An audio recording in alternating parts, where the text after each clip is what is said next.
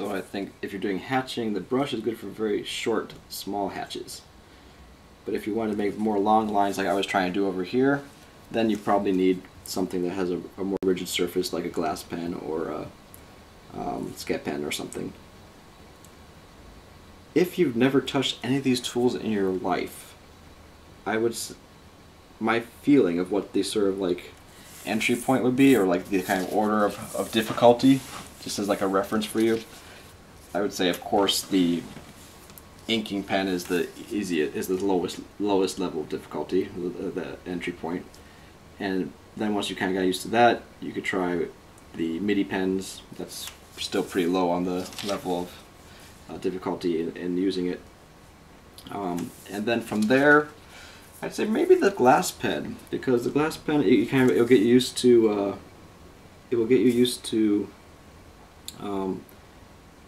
dipping the tool into ink, so it's no longer just like a self-contained unit. You actually have to have a bottle of ink with it, and that will kind of get used to what it's like kind of managing that. But the actual use of how you actually put the lines to the paper is more or less the same as a marker or a pen, inking pen or something. So you don't have to worry as much about like learning to move the paper around to get the right angle all the time. It's pretty much just put it to the paper and move it. And then once you've gotten used to that, then I would say you should try sketch pen, and G pen, Mater pen, Kabuta pen. Those are the ones I usually find that most people that use regularly, and I found to be the most useful. And then once you gotten used to that, then I would definitely say at least try the Menso Fude brush. I tried also, like, because I liked brushes so much, I tried using brush pens, but I found that you lose something in that you're not dipping it into the ink anymore, because part of what makes this so versatile is that when you have a fresh batch of ink on it, you know that it's ready to just like plot a huge area of like black down. You know that it's gonna like leave really big marks of black. But then as the ink kind of starts to disappear, the line width changes too. So then you start being able to do the very small detailed lines. So it gives you that progression from thick lines to detailed lines while you're actually using it, because of just naturally the ink kind of just thinning out. And when I was using the brush pens, I mean, maybe I just wasn't using the right one. Maybe there is one that actually you can control the flow of the ink better. But it seemed like it was just like such a consistent flow of ink that I wasn't really able to do anything except for just the really big blotted areas of black. And so I still use them for that, but I wouldn't use them for other stuff, for anything else really. Also with brushes you could do the splatter work, which is another fun technique that we'll get into later.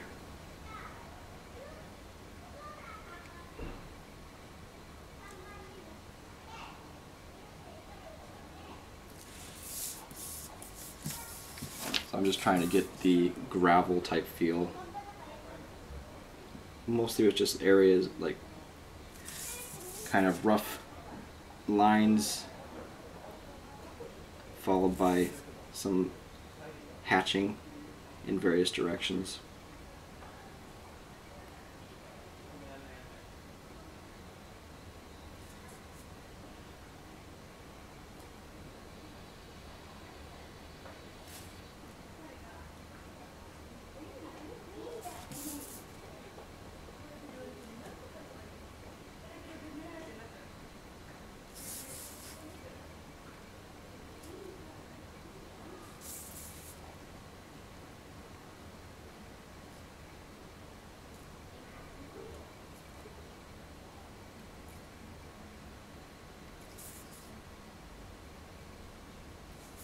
If you just want to practice anything, I'd say practice doing lines, parallel lines next to each other.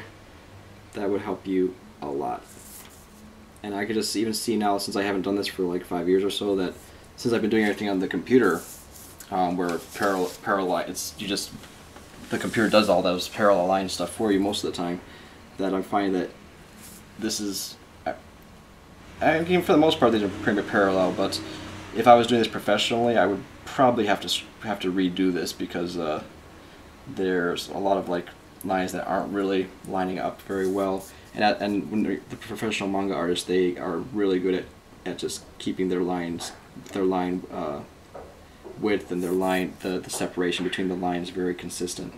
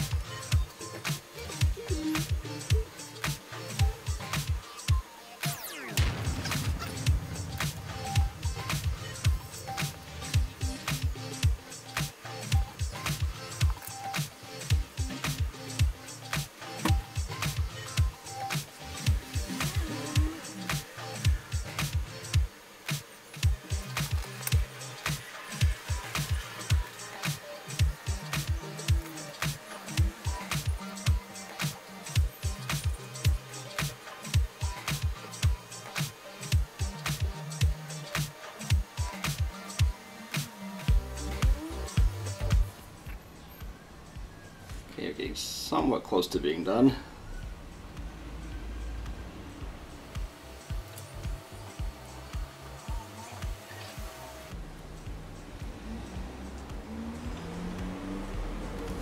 I'm just trying to get this to blend into an area of just black beta that I can fill in later. I'm not really sure what I think about these clouds on the bottom. Clouds usually, and there are ways to actually draw clouds with ink. Usually when you're doing a night scene, it's pretty easy to do clouds with ink, but the majority of the time clouds are done with tone, screen tone. And I haven't actually got into how to do screen toning in these videos very much lately yet, so I may go back and do some screen tone for the top of this, but I actually don't really know exactly how to do the screen toning for the clouds in the bottom here, because it's actually like intersecting with the clouds are going over the sort of mountain area, so it makes it kind of like I don't know how you could truly get the screen tone to interact with that right. Maybe if I thought about it longer I could figure it out, but I don't want to spend too much time on this since this isn't actually an actual piece. Yeah, maybe in this situation it'd be better to not do it with tone, and be better just do it with ink and get some type of cross-hatching to kind of show the puffiness of the clouds. Although I'm not particularly confident that I could pull that off with my lack of recent experience in doing this.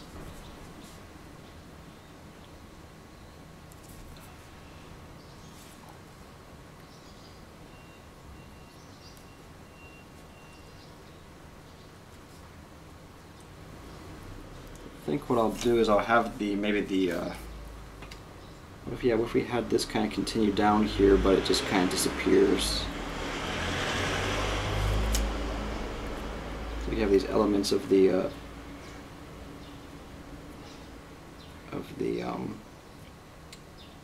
mountain still showing up through the clouds, but they're becoming less and less visible as you get into there. And maybe it might be worth doing some tone work on there, but I don't know, I don't really want to do tone for this. Alright, so now we're going to go through and make this area black with our brush pen. Get rid of all that.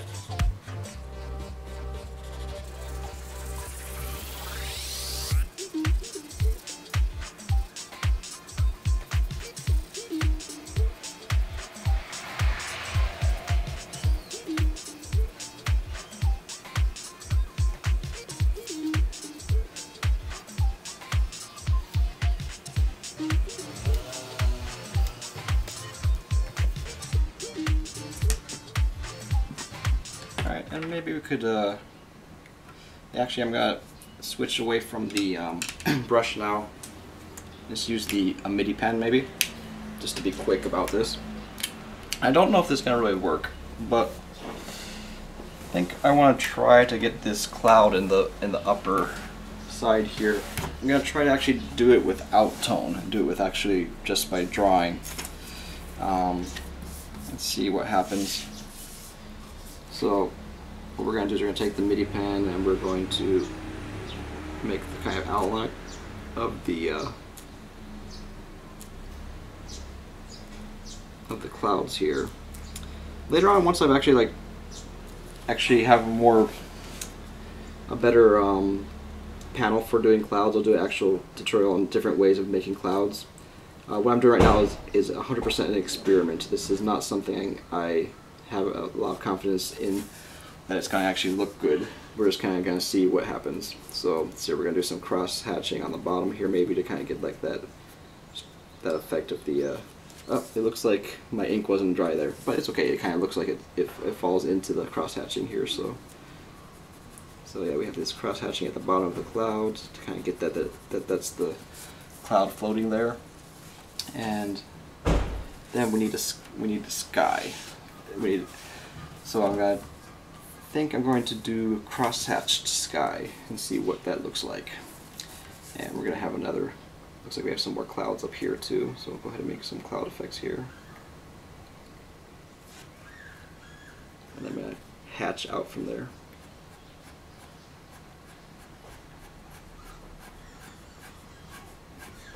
I'm using a 0.3 millimeter MIDI pen. And so you see that these lines are kind of giving you a tone that makes you feel like there's like a sky color to that. I'm not sure how well it's picking up on the video, but if you can keep these lines fairly even, you can create a tone.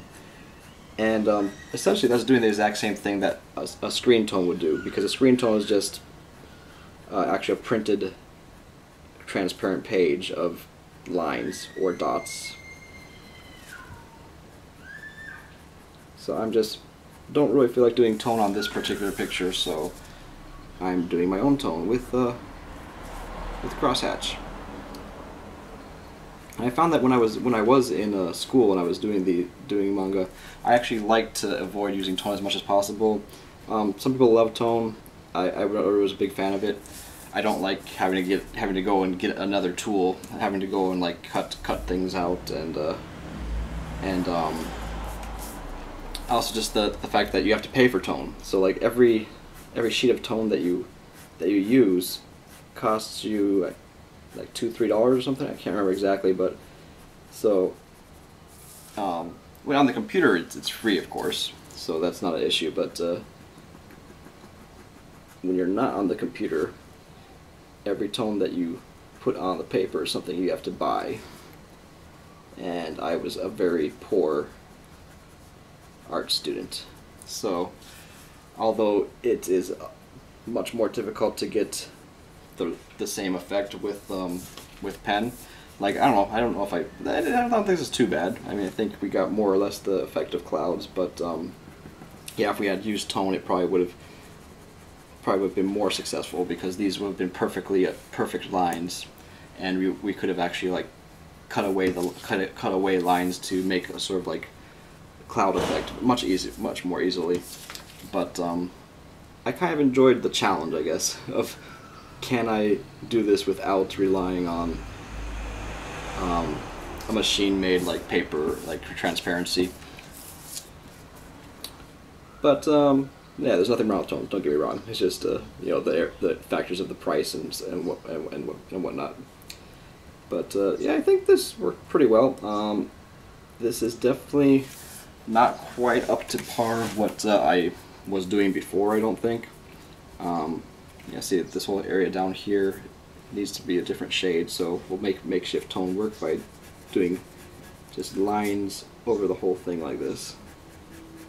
And that's just going to give us that this is a different shade on the bottom than it will be on the top. But yeah, so yeah, I think I definitely am a little bit rusty. Definitely feeling that. And